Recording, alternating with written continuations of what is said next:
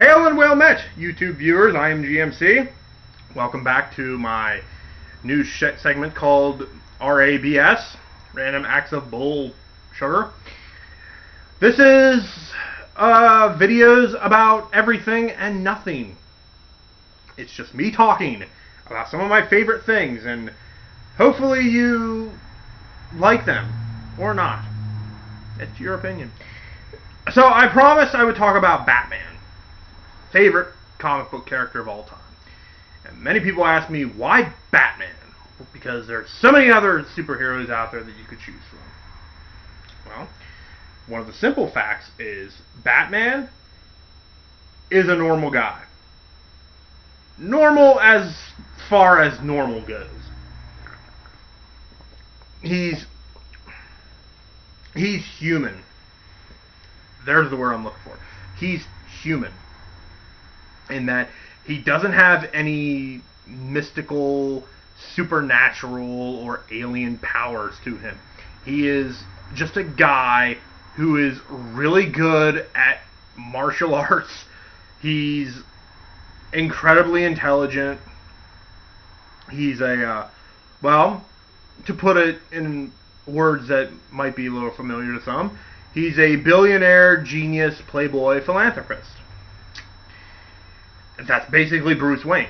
And the reason why I started thinking about Batman is there is the next Man of Steel. I've not seen the first Man of Steel. I kind of don't want to, because the way I've read all the reviews and the spoilers for it, so I pretty much have already seen it just by reading. But they're making the sequel, and pardon me.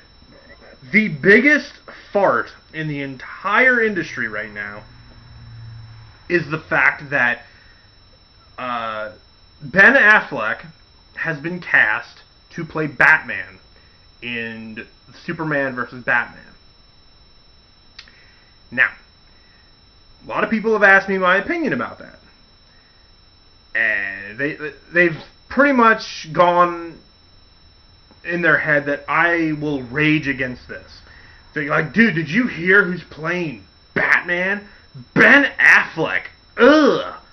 Oh. Everybody. I don't know if there's anybody out there who does not have a problem with Ben Affleck being Batman. Well, there is one person that doesn't have a problem with it. Me. I don't have a problem with Ben Affleck being Batman. Right away, comic book geeks. What are you talking about? How dare you, sir? Ben Affleck is not Batman. Have you seen Daredevil? Yes, I've seen Daredevil. I own Daredevil. You know what? Daredevil is a bit of a mediocre film. I neither like it nor hate it. And that got me a lot of negative points on that. But for all the people out there who are trolling the comment sections on anything related to Ben Affleck being Batman, I want you to ask this question, because the people that bring up the fact that he was Daredevil and that movie sucked, I want you to answer this question, or ask yourself this question. I want you to take Ben Affleck out of the role of Daredevil, and I want you to substitute someone else. Someone that you think would be a good Daredevil. It could be anybody at all. Anyone you think of. Put in that role. Somebody who you believe would not screw it up, or somebody who is a competent actor. Put them in the Daredevil movie. Change nothing else about it. Keep all the other casting choices. Jennifer Garner as Elektra, Colin Farrell as Bullseye, Michael Clarke Duncan as Kingpin. The story stays the same. Everything stays the same except for Ben Affleck not being Daredevil. Now, with that in your head, ask this question. Would that have made that movie any better or any worse? Think about it. Does one actor make a bad movie? I think 90% of the time, no. There have been moments where a bad actor has screwed a movie over. I'm looking at you, Kristen Stewart, who, while the Twilight movies are kind of a guilty pleasure for me, I find them incredibly hilarious. Everybody knows my personal infatuation with the Volturi. Yeah. But you had Kristen Stewart. Like, that whole movie was horribly cast. At least Bella and Edward were horribly miscast because... No, even Jacob was kind of miscast too. Everybody in that movie, aside from the main three characters, they were fine. But I would have moved other people into those roles. Like, Kristen Stewart has the same charisma as vanilla yogurt in that she has no charisma whatsoever. That woman does not crack a smile unless you hit her in the face with a hammer. Robert Pattinson looks like he is 24/7 constipated. Taylor Lautner with his 12-pack abs that you could do laundry on. What else could he possibly offer to that film? Nothing. I would have cast even Anna Kendrick as Bella, because at least Anna Kendrick can act. And she's gorgeous to boot. She would literally make me believe that this woman is the object of desire for all the people in the world. Not Kristen Stewart. I'm sorry. She's not that attractive. But I digress. Going back to my Daredevil argument, the movie still would have been just a plate. A big old steaming plate. Because the story was terrible. I did not like the Daredevil story. And again, I don't know how else you would have done it. People ask, well, how would you have wrote it? I don't know. I don't know if I would have done a Daredevil comic book movie. Well, for one, I wouldn't have Colin Farrell as Bullseye and have a tattoo of a bullseye on his face. That really got me going. And nothing against Michael Clark Duncan. The guy is awesome. May he rest in peace. But Kingpin is a 400-pound, fat, bald, white dude. And I'll probably get heat for being like, what do you have against black actors? I don't have anything against black actors. I don't have a problem with black actors, period. In fact, they wanted to make Spider-Man black or Hispanic or something like that. They wanted to retcon Spider-Man to be an African-American or a Hispanic actor. You know what? I wouldn't have had a problem with that. Again, it would have been a change. Something different. I like different. But when I think of the Kingpin, I don't think of a 7-foot-tall brick, like, built giant black dude, like almost Zeus. I don't see that. I see him as a 400-pound fat white dude. That's just me. I don't know if anybody else thinks that, but to each his own. You know, again, same with the Green Lantern movie. People had such a fart about Ryan Reynolds being the Green Lantern. I thought he did a good job with what he was given. I don't think I would have casted him as Hal Jordan, because the way Ryan Reynolds plays it, it's almost like a Kyle Rayner, where he's an immature guy who is excited to have these powers. You know, Hal Jordan at first doesn't want that stuff. And to me, Ryan Reynolds always seemed the kind of guy that he would embrace this. He would love to have that ring and just have fun with it. So, really, yeah, the casting doesn't bother me as much. But going back to Batman, Ben Affleck being Batman, and everybody raising a fuss. Ben Affleck is going to make that movie absolutely terrible. There is an article online that says 5 reasons why Ben Affleck as Batman will suck. And I can't read them because my phone keeps screwing up. However, this is, again, I'm not defending Ben Affleck, okay? I'm not being a Ben Affleck mark. But for everybody out there that says he's just going to be a terrible Batman, I have 2 words for you. Michael Keaton. In 1989, when Tim Burton announced that he was directing a new Batman movie, and they cast Michael Keaton as Batman, you would have thought that they would have cast Osama bin Laden as Jesus in The Passion of the Christ. People were furious. And the internet wasn't even around at the time. People were still furious. They wrote petitions to get Michael Keaton taken away from the Batman movie. They announced that.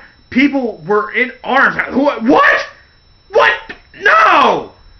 No, but Michael Keaton is Bat. No! That is so... I'm never seeing that movie. Ever! Never! I will never see that movie. I don't care if Jack Nicholson's in it. No! No, I abhor you, sir. Now, fast forward. It was announced that Joel Schumacher was taking over the reins for the 3rd Batman movie, in which Val Kilmer would be taking over the reins of Batman. And the same people, and I know it was them, the same people threw up their arms again, like, what? No! Val Kilmer is... No! There is only one Batman, and that's Michael Keaton. Michael Keaton is Batman. I'm not going to see it. I'm not going to see it. Val Kilmer's Batman. No! What kind of casting choice is that? By the way, I heard that Batman creator Bob Kane said that Val Kilmer was, in his mind, the perfect rendition of Batman. I don't know about that. I thought he did a good job. So, what is my point to all this incessant rambling? Well, I have said this to a lot of people, and they were either humoring me or it really made them think. When they brought up the fact that Ben Affleck is being Batman, I said, well, to be honest, anybody can play Batman. Anybody can play Batman.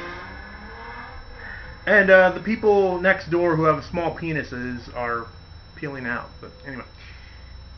Anybody can be Batman, okay? You can put my fat ass in the Batman costume, and I could play Batman.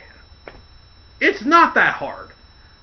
Because Batman dresses like a bat and fights crime. The question you need to ask yourself is, not will he play a good Batman, but will he play a convincing Bruce Wayne? And this is the part where they start to think about what I'm saying. And I'd like you to do the same. Because going back to Michael Keaton as Batman, what made his role convincing? The simple fact that you look at Michael Keaton as Bruce Wayne. He's in the suit, his suit and tie, going to a business meeting. You would not look at this man and say, I think he's Batman. Because that's the point.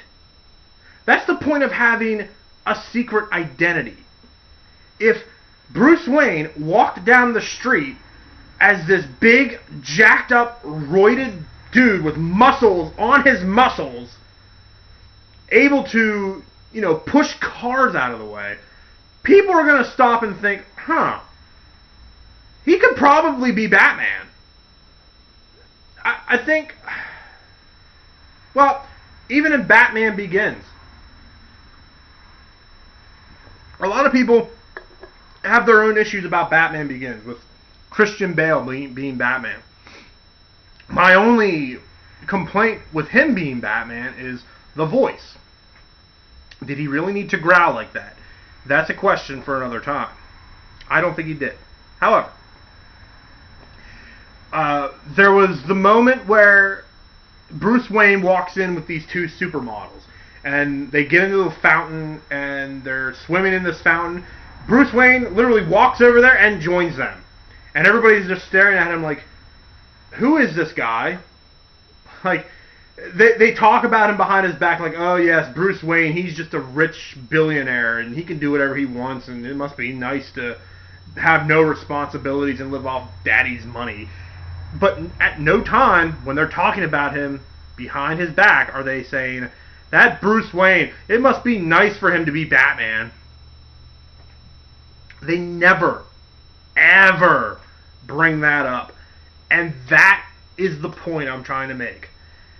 It's not that Ben Affleck will play a bad Batman. You can put anybody in that suit. Because at the core, what is Batman? Who is Batman? Same way that with Spider-Man. Who is Batman? Genius, billionaire, playboy, philanthropist.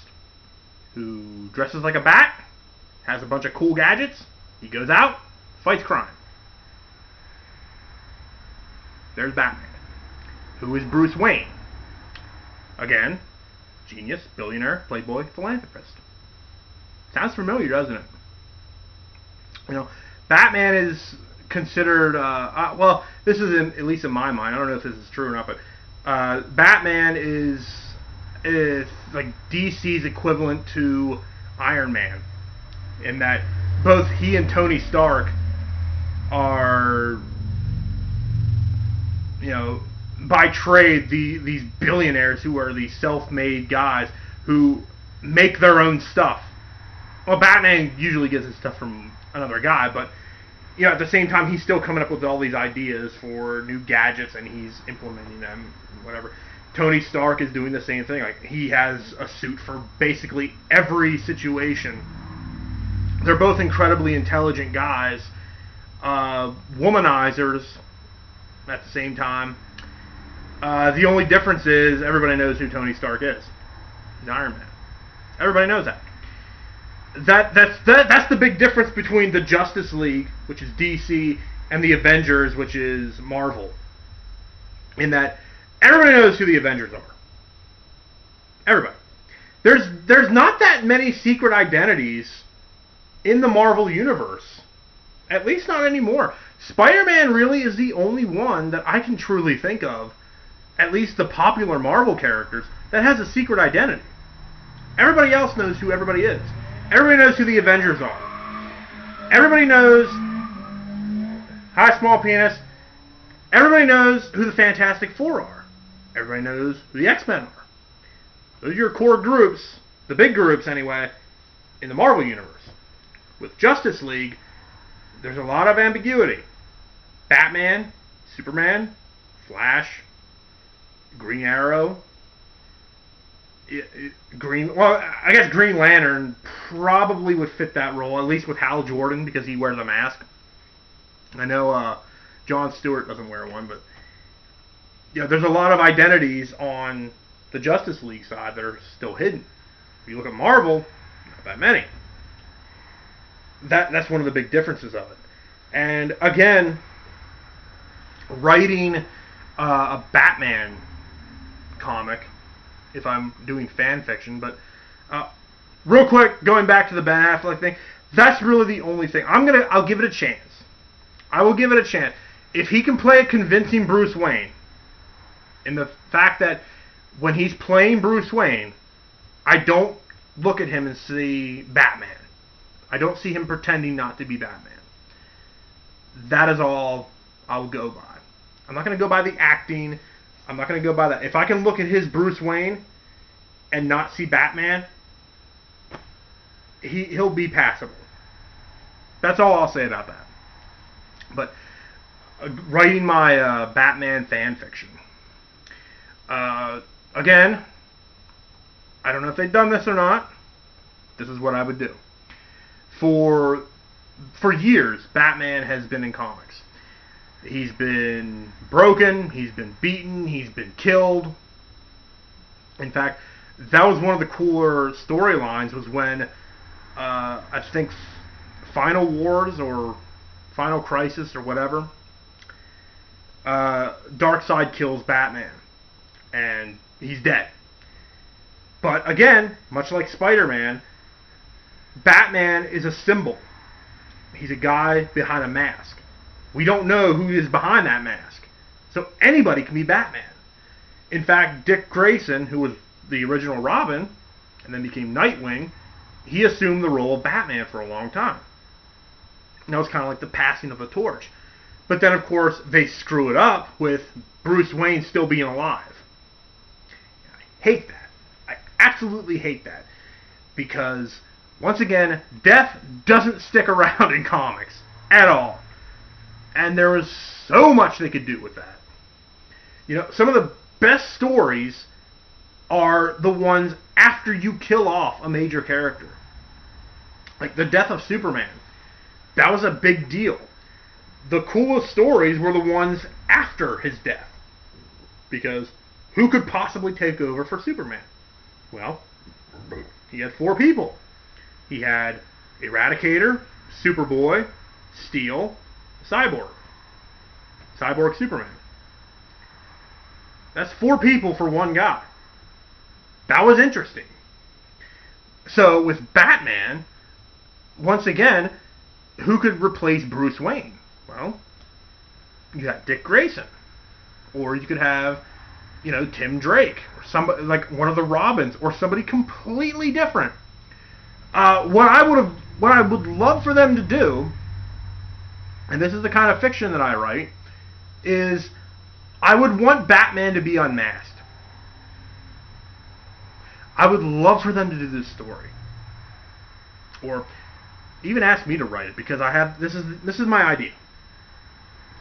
I was sitting down thinking, okay, what super villain that Batman fights would want him unmasked the most? And right away I thought, well, the Joker probably. But then I immediately retracted that. And I said, no. Because Joker, his whole life revolves around Batman. Because if you go back and either read or watch The Dark Knight Returns, I think it's called, where Batman returns after years of exile, that he comes back, he's old, he's fat, but he still gets in the Batsuit and he still fights crime. For some reason, he just returns. I remember seeing little bits of the comic where the Joker is in Arkham Asylum. He's in a straitjacket and his head's like against the wall, and he's just looking off into space. And one of the guards says, "What's up with Joker?" You know, because he's a new guard. He's like, "Oh, ever since Batman disappeared, Joker he doesn't do anything. He just sits there, and we have to like feed him through IV tubes or whatever. He just doesn't do anything. Like his reason for living is gone." And they have the TV on in the background or the radio, and they say like something along those lines, like, you know, the crime was foiled by a guy in a suit. We think it's Batman. And all of a sudden, the panel switches to Joker's face, and his eyes, like, boom, over to the TV or the radio. And, you know, like, yeah, they said, like, Batman is back. And all of a sudden, he just starts this really low, like, like, he's like, oh, yeah, he's back. You know, I'm back. My buddy's back. You know, I love this guy. I get to have fun again. So I wouldn't see Joker wanting to unmask Batman, because that would take all the fun out of it. So then I thought, well, there has to be other villains that would want it.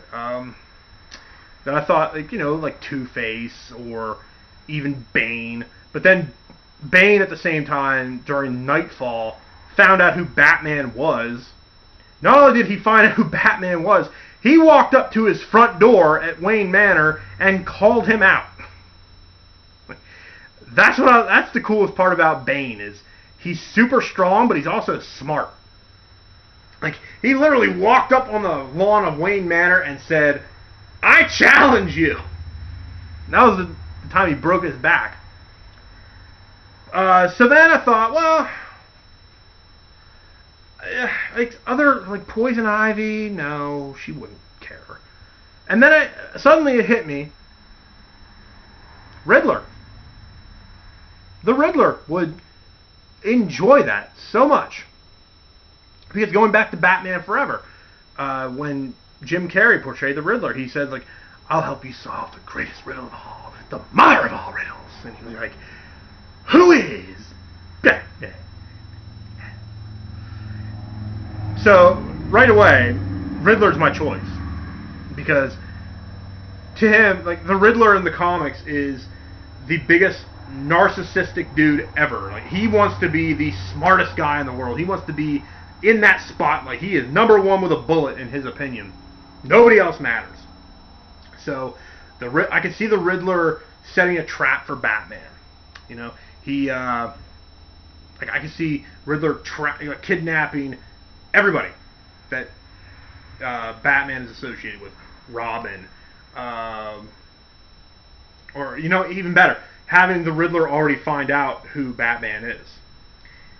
And he's like, he set up all these live television cameras, and he has, like, Robin, he has, you know, Catwoman, Selina Kyle, Talia al Ghul, Alfred, you know, just all of these people, Commissioner Gordon, Oracle, all of these people that are so important to Bruce Wayne. And he's like, I will put a bullet in every single one of their heads if you do not show up here and unmask yourself in front of live television. And he goes, and to show you that I'm not bluffing, he would just pull off some random guard that Batman may have helped at one time and just put a bullet right in his head. And Batman's like, uh-oh, I gotta go, I gotta do this. So he shows up, and, you know, he could do his normal Batman thing. He would try desperately to stop Riddler, but Riddler would always get the jump on him, and he would finally hold a gun to Robin's head or somebody's head. He'd be like, I will pull the trigger right now, take your mask off in front of the world. And it would be the point where Batman, he'd stand there and say, you know what, I can't do it anymore. I gotta do this. So he would, like, remove the cowl, and the cameras would be rolling, and the entire world would just let out this collective gasp, because, oh my God, you know, Batman is unmasked. It's Bruce Wayne. And the Riddler would be just ecstatic. He would just be on top of the world. He'd be so much on top of the world, he would release the people. He'd be like, you know what? Okay, you're gone. See ya. Like, I got what I wanted. Bye. Like, everybody, Bruce Wayne, Batman, see ya. It writes itself, because the best stories could come from the aftermath. You know, Riddler, that's all he wanted. He doesn't want to kill Batman. He's already basically killed him. He's murdered the entire mystique of Batman. And you go back to it. Could you imagine how many questions the police would have for Bruce Wayne? Commissioner Gordon is right there tied up. He sees it. He pulls the mask off, and he's like, "What? Oh my God! Oh my God! Oh my God! Like, I have a migraine now. This is pretty heavy stuff." You know, like, Bruce, you realize we have to take you in now. You're vigilante. We can't have you parading these streets. And on the other side of the coin, you'd have the Riddler, who would just be overjoyed, and he'd be like, "I'm the greatest ever." You could even write a story where the other super criminals hate him now. Or they love it. They either love him or hate him. And I know one person that would hate him. Hate him so much that he'd want to kill him. That's the Joker. Because now Joker has lost his favorite toy, for lack of a better word. He's lost his favorite toy that Batman is now exposed. Joker would be like, yeah. Like, I'm going to show this guy. I'm going to rain on his parade. And you could have Joker kill Riddler, you know, or do something to the Riddler. Like, dude, like, do you realize what you've done? Like, I can't. Right there. Like, I don't think he'd even need an explanation. Like, that's how I would write it. And then just the fallout. And like, could Batman continue on, or could somebody else do it? Because Bruce Wayne has obviously been locked up for his vigilanteism. Somebody else could assume the role of Batman. And again, it's a different story. But you didn't retcon it. You didn't say like, oh, Batman, Bruce Wayne, he's alive. Darkseid fried him with his Omega beam? No, he's alive. He's fine. What other ones? Then I just started thinking of other things, like have Joker kill Batman. You know, Batman and Joker are fighting each other, and Joker kills him, or vice versa. Batman accidentally kills Joker, or even go so far as parallel universes. That's a great tagline for comics. You want to have people be mean and nasty that usually aren't? Parallel universe. You know, the Justice Lords from the Justice League cartoons. It's the Justice League, but in another dimension where they kill Lex Luthor and take control of the planet. They're basically like military. They're totalitarian would be a better word for it. You know, have a parallel universe where Joker is the good guy and Batman is the bad guy. Right there. Dude, I just wrote a cool story. I just wrote the coolest story. Yeah. Batman is the underworld's biggest crime boss. The police are like, who can we get to get this guy? And here comes the Joker, dressed up like a clown, using all of his usual tricks, the exploding fish, the gas, whatever. And even one of the cops like, why do you dress like a clown? And Joker looks at him like, seriously? Clowns are scary. You know? Like, Batman dresses like a bat to scare people. Clowns are scarier than bats, in my opinion. Like, could you imagine the Joker stopping criminals? I just wrote at least a 5-comic spread right there. Have the Joker be the good guy in a parallel universe. I love this stuff. I could talk about it all day. I don't have that much tape left, though. So, that's really my take on Batman. I don't know if I'll talk more about comics next time. I'll do a little... like I said, this is all completely different. I don't know what else to talk about. I usually like to pick something that's in pop culture right now, or at least being talked about, and talk about that. And just go from there. So, really, like the whole Ben Affleck thing, that's just because everybody's upset about him being Batman, which, watch it first and then judge. Because, hey, Michael Keaton, think about it.